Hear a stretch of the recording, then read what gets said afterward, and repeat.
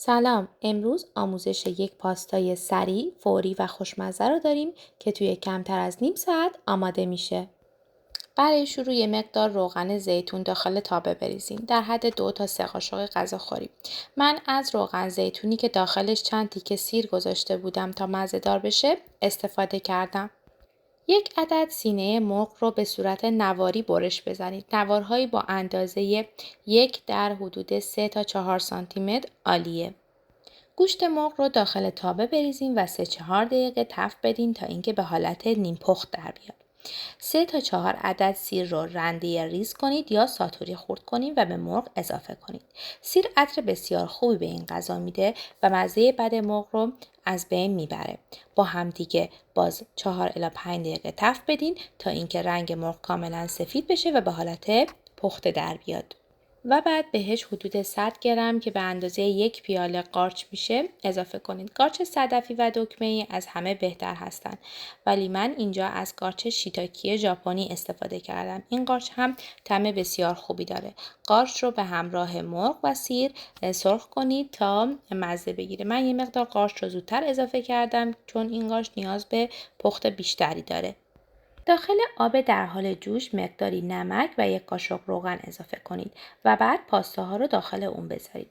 از هر فرمی که دوست داشتین میتونید استفاده کنید. فقط به این توجه کنید که آب پاستا باید خیلی زیاد باشه و در حال جوش باشه تا اینکه به هم دیگه نچسبن و خوب بپزن و به زمانی که روی خود بسته‌بندی نوشته دقت کنید. معمولاً 7 الی 8 دقیقه زمان کافیه تا پاستاها خوب پخته بشن.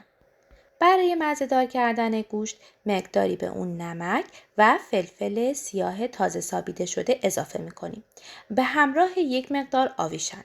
اما از اونجایی که من ایرانی هستم و ایرانی‌ها علاقه شدیدی به ادویه دارن، مقداری هم ادویه مخلوط یا ادویه کاری بهش اضافه میکنم. این قسمت، این آیتم سلیقه‌ایه، هر طور که دوست داشتین انجام بدین.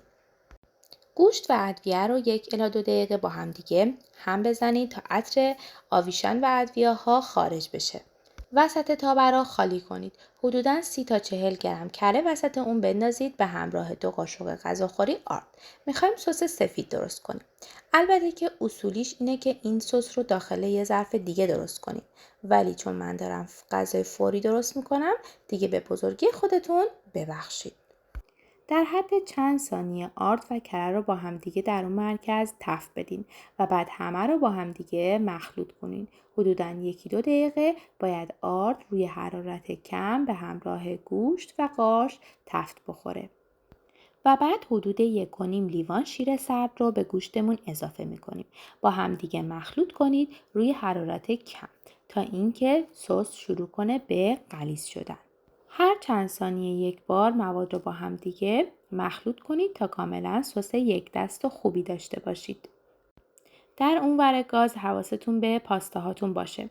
بعد از 8 دقیقه حتما چکش کنید ببینید میزان پختش رو دوست دارین یا نه.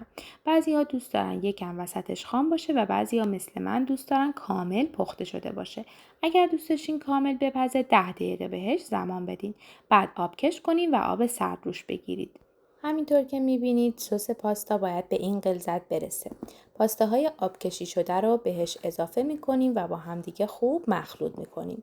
3 تا 4 دقیقه باید با حرارت خیلی خیلی کم روی گاز بمونه تا کاملا مزه بگیره.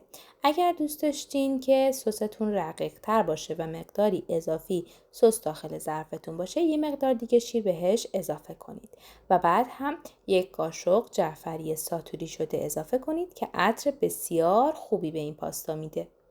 شام ساده و خوشمزه ما آماده شد. این غذا توی خونه ما طرفدارای بسیار زیادی داره.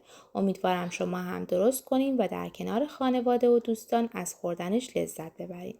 لطفاً اگر این ویدیو رو دوست داشتین لایک کنین و نظراتتون رو برای من بنویسید.